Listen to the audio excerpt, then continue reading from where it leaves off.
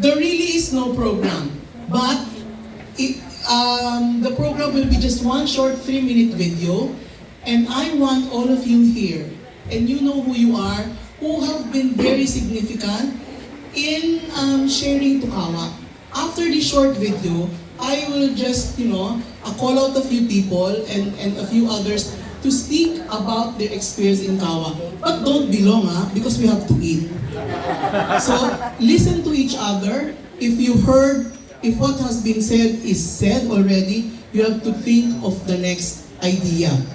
That is still only yours. Okay ba yun? Alright, now, because of the space, I thought about it for 2 days, but this is really only the wall that I can project the video. So all of you can listen or just walk or turn around so you can watch this 3-minute video. It will be very short. Aliyah, calling Aliyah. Nasa front desk niya. Ayan na po si Aliyah. A CSB volunteer, now a core member.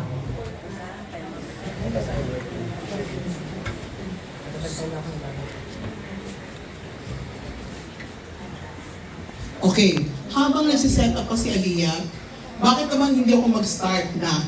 Hindi ba? Because there's so many of you I wish to thank. And please, there is only one question I want to ask. In Filipino, paano ka nahipuan ng kawa? In English, how were you touched by kawa? Yan, di ba? Now, the first one I will call is Mrs. Morera. Because I met her in a party of LTD. I was invited. Letok Brunch. Yan ang samahan ng mga chefs sa Pilipinas. French, di ba? Letok Brunch, pang mayaman.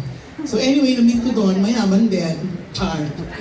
And when I met her, when she found out that we give food to the homeless, sabi lang niya, really?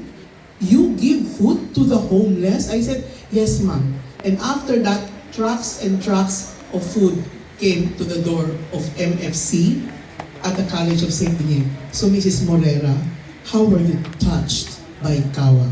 Please share. Okay, my husband and I are the owners of Escofil. We import Spanish products from Spain and Italy, and we distribute to all supermarkets, hotels, and restaurants. And we are a member of the LPB. It's an association of all chefs. We don't normally go. It's already our son who goes to all these affairs. Kasi we're passing on the baton to the next generation. The day-to-day world. But it's still behind it. But anyway, that last Christmas, there was a Christmas party at the LTV. And for first time after some years, we went, the two of us. And the party went on, and it's already about time to go home. So I could say this is really God's working hands. That May was already about to go, and we were about to go. She sat on her table for a while, and she introduced herself, and she said she's with Kawa Pilipinas. We didn't strike my head yet at that time because I didn't know what it was. And she said, we distribute food to the urban poor. I said, you do? Because we really have a list of benefits.